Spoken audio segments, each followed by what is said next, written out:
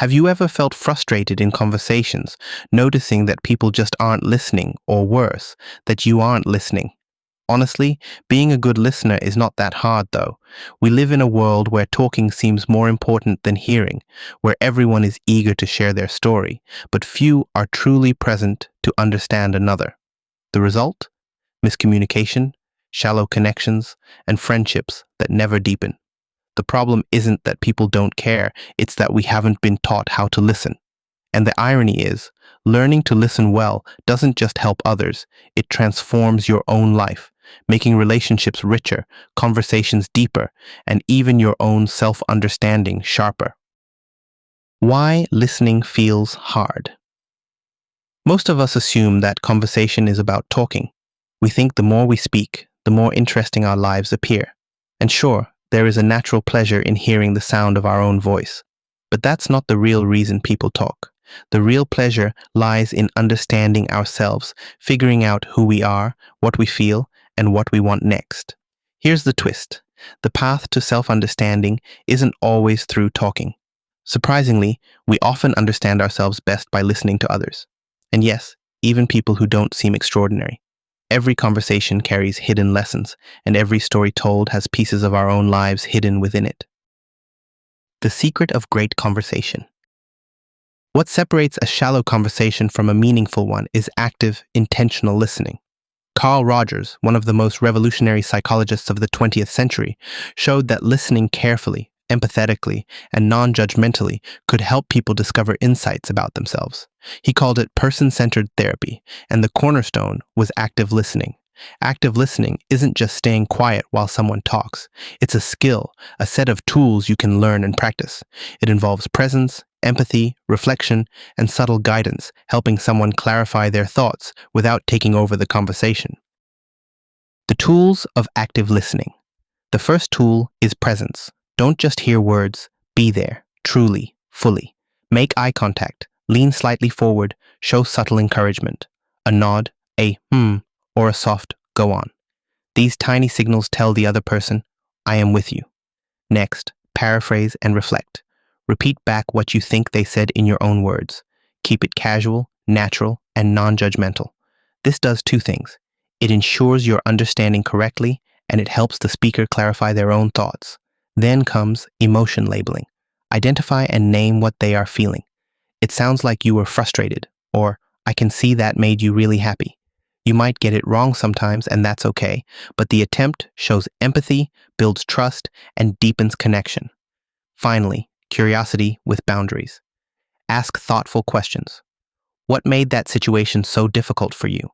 Or, what did it feel like when that happened? Guide the speaker gently toward their emotional truth without judgment or criticism. Why listening is pleasurable. Here's the counterintuitive part. Listening is not boring. Think about why we spend hours reading novels. Tolstoy, Proust, or Virginia Woolf talk about lives that aren't our own, yet we don't mind. We find meaning in their stories because they reflect truths about our own experiences. Listening to another person is like reading a live novel, but better.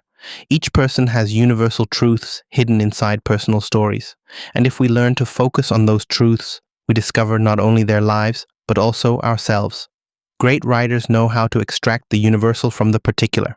They turn mundane experiences, such as a walk in the woods, a memory of childhood, into lessons that resonate with anyone. Similarly, great listeners help the speaker reveal the universal from their personal life, helping them see meaning where they might not have noticed it. Editing for understanding. A good listener acts like an editor, shaping the conversation without controlling it. They prevent digressions, clarify confusing emotions, and draw attention to the most emotionally alive parts of a story. Raymond Carver's editor, Gordon Lish, did this for Carver's writing, helping his local, rural experiences become universally compelling. In real life, we can do the same. Stop digressions gently. Earlier you said, let's go back to that. Highlight emotions. That must have been scary. How did it feel for you? Encourage depth. Go on. Tell me more about that. This is not manipulation, it's facilitation. By helping someone narrate clearly and thoughtfully, you not only help them, but you enrich your own understanding of life. Practical advice for everyday listening. Start small.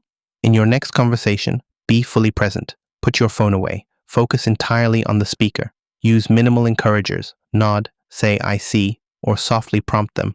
Go on. Paraphrase what they said naturally. So what you mean is, label emotions.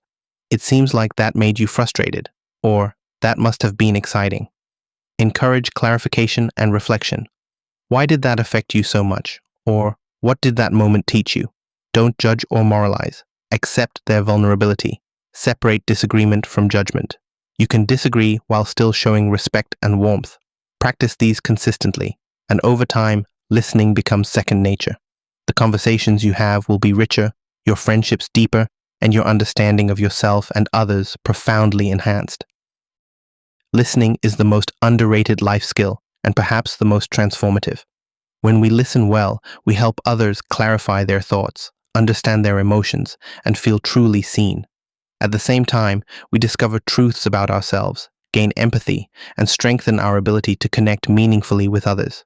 It is a skill, an art, and a form of generosity that is available to everyone. Start small, pay attention, and remain genuinely curious. In a world where everyone wants to be heard, the person who listens thoughtfully will change lives, including their own.